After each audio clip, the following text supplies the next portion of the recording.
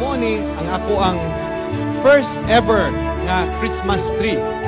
O depende kung ganahan mo or di, mo na po siguro ni akong last. Ganahan.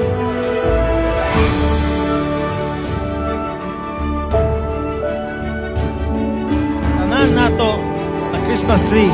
I can say na kini ang pinaka-nindot na Christmas tree sa Ormoc. I hope we are all happy with how the plaza has transformed for Christmas. You know, every time, it's a very Filipino thing, no? Na labi na nga rin dito sa probinsya.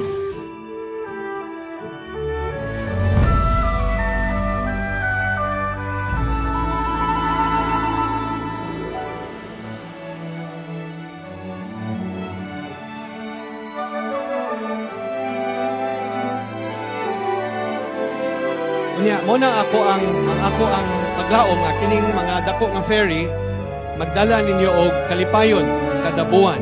I hope that these ferries will make your every wish come true.